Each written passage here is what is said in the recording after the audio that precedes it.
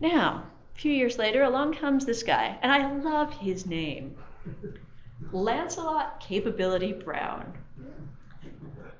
Picture yourself running a job interview, and the first guy who comes in is John Smith. And you're like, okay, John Smith, tell me what you've done, yada, yada, yada. Okay, that's nice. We'll call you. And then in comes Lancelot Capability Brown. Seriously, who are you going to hire? Lancelot Capability Brown. He had seen Versailles. He had seen lawns like we just saw, and he thought those were pretty cool. Now, he invented the idea of landscape architecture. Now, a gardener is the guy who goes out and cuts the grass, plants things. Just like a builder of a house is the guy who sets the bricks, hammers the nails, whereas an architect is the guy who designed the house. And in the case of Lancelot Capability Brown, he's the one who designed the garden. This is not the guy who's out digging. This is not the guy who's out mowing. This is the guy who is drawing up plans and designing the garden. And he tells the gardeners what to do. He's like, okay, yeah, plant this here, plant this there. And he really liked that idea of the manicured lawn as a statement of control, but he was selling a product at the same time, and not everyone can afford that perfectly manicured lawn. So he tended to design landscapes with some hedges, and you see this is a very intricate hedge, so that does take a lot of labor. But then you also have these long green swords, and those would probably honestly still have been grazed by animals. And so it was a combination of those two. And here we have some of his flower beds that they're more carefully crafted. And you do have some intricate lawns here, but it's nothing like Versailles. He is, however, introducing the idea and spreading it throughout England and elsewhere. Here are some of the grounds that he designed. This one is in Lincolnshire, England. And here you see those deer I mentioned. You know, if you want to go one step up from sheep, you get the deer. Actually, that's the origin. Has anyone seen lawn deer, those cast iron or plastic deer? This is where that started. It's a step up from sheep. How do they keep them from running away into the forest? They're tasty. There were a lot of hungry people around. The other part is that usually these estates owned the forest for a large area around. Right. And then they had groundskeepers, and they did have some fences. Yeah. Has anyone read Robin Hood? Yeah, so Robin Hood was the classic poacher. And he was the outlaw, and he hunted the deer because he was such a cool shot on the bow. He didn't care if the king's men went after him because he could outshoot any of them. But for most people, if you were a poacher and you shot the king's deer, you were in big, big trouble. That was a hanging offense. So, and if you're a deer and you've got the estate with the grass and then forest, and then a bunch of very hungry peasants who are terrified of the idea of killing you, but you are awfully tasty, you're just going to stay where the grass is. Okay. Now, at the same time that you've got those estates in England starting to get lawns, over in America, we have a lot of Americans who are reading the same materials. They're reading the same books that are getting popular over in Europe, and they're getting some of the same ideas. If you talk to someone who's a historian of Mount Vernon now, so George Washington's estate, they will wax verbose about the gorgeous lawns at Mount Vernon, and now they are exquisitely groomed like golf courses. But when George Washington was actually living there, you'll note the sheep. And these are some paintings. This is from 1796, so 20 years after the Revolution, and then in 1850. And you note that this is pretty brown. It's pretty scrubby because it's a sheep pasture. And so this was considered an exquisite American lawn at the time, but it is rather different from what people in America would today describe as an exquisite lawn. And here's the White House in 1800. The light is making it hard to see, but it's a mud pit, basically. With a bunch of wagon tracks in it. With a bunch of wagon tracks in it. And so not the groomed lawn which has come to be expected in America today. What was that? No rose garden, I guess. No rose garden yet. No rose garden yet. My garden. Now, by the 1860s, they had things a little. They'd thrown out some seeds there, but it's still not exquisite. Okay, and in most of America's history, the houses with groomed and clipped grass were really the exception, because in the first place, they were very, very expensive to maintain, and also they were in some ways considered less democratic, because this is something from Louis the God-given. If you're a red-blooded American who's fought the Revolution and screamed down with the monarchy, are you going to try to make your estate look like Louis the God-given's chateau? A few did. Jefferson might have. Well, no, Jefferson had his own thing about the French, but we won't go there. Anyhow, I put on these pictures of some American houses in the 1800s just to give you some examples. Because most houses, they wouldn't have had grassy fields as we think of them now around the house. They would have had plants and bushes, so gardens, like the vegetable garden, the herb garden. They would have had some scrubby low stuff that could take horse traffic, and just whatever was volunteering on its own.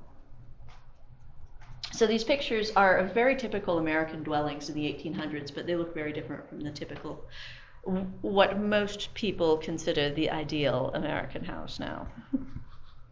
And here's Louisa May Alcott's house when she lived there. You can see just a scruffy yard, and that was typical. That was classic of the time. Most house museums now are kind of obsessed about, you have to make the lawn look good, but the people who were living in them when they were in use were not obsessed with their lawns. It just wasn't a thing yet. Yeah. Weren't most of the houses closer to the street also? So that the setback was less than we would think of it now? It depends. Yeah, we're going to get into the guy who developed the 30-foot from the street standard.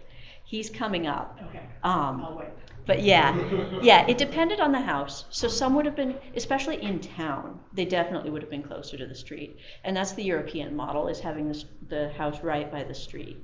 And most of the European model is house right by the street, private space and garden and lawn behind the house.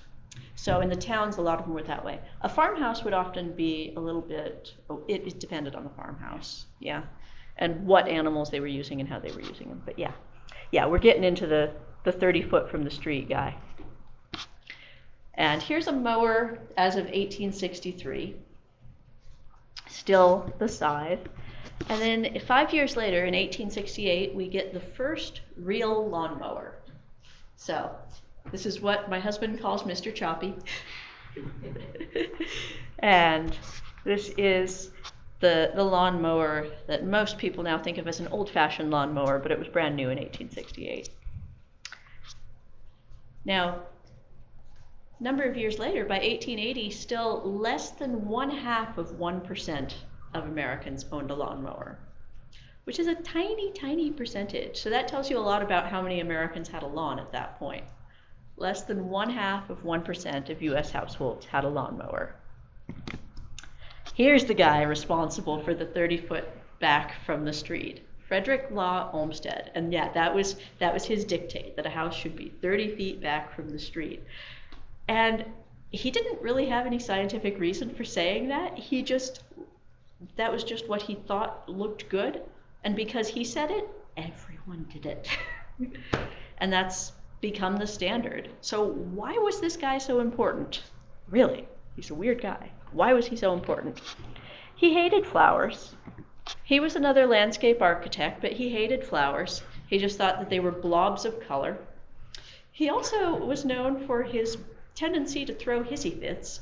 So if he designed a landscape for you and then he went away to do other jobs while it grew, if you dared to plant a rose bush in his absence while he was gone, and he came back and he saw these roses where he had planned no roses, he would throw a fit about how you were ruining his vision, and that was never part of his vision. This was never the intent. Now, he hated flowers. He did like lawns, very carefully manicured lawns, because he didn't see gardens as places for flowers and plants as such. He didn't look at a rose and see a rose. He did not see the queen of flowers and the inspiration of poetry. He looked at a rose and saw red. So to speak. What was that? So to speak. So to speak, yes, yes. So he thought in these big terms. Basically, you have to understand how he designed landscapes, you have to picture yourself seeing it from about a mile away. And that was how he envisioned landscapes. Now, he designed New York Central Park. He also designed the Capitol in DC. And most importantly for this talk, he designed the 1893 Columbian Exposition grounds.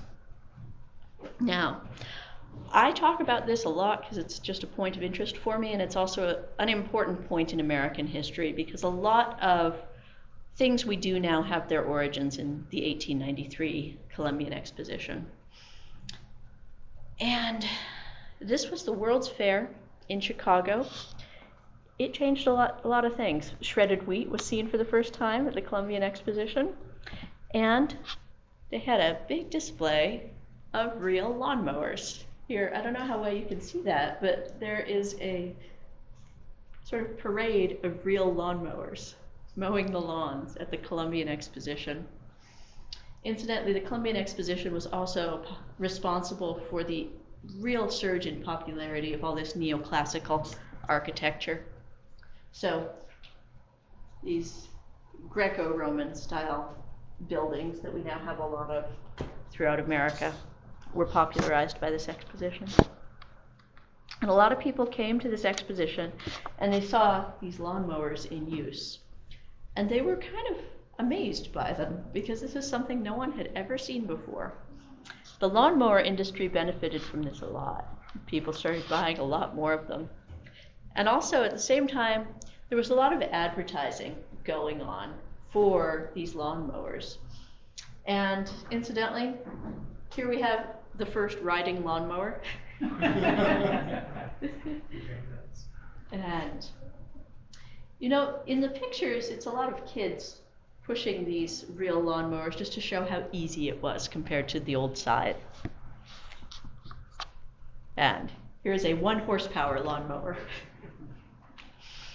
And actually, the people who were starting to care about how the turf looked, to keep hoof prints off of the turf, the lawnmower companies would also sell leather shoes to put over the horse's hooves, so they didn't leave footprints in the turf. Now, besides the 1893 exposition, 5 years earlier, we'd had America's first golf course laid out. And that was laid out in a cow pasture. Back to the idea of lawn as pasture. This was actually in a real cow pasture, and golf was a really popular game amongst the rich. People who had the time and energy to spend, you know, playing a game and chasing a little ball and then hitting it away from them.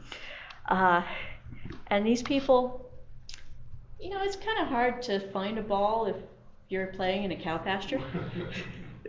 And so they started to get really focused on short, consistent grass, because they didn't want to spend all day doing this.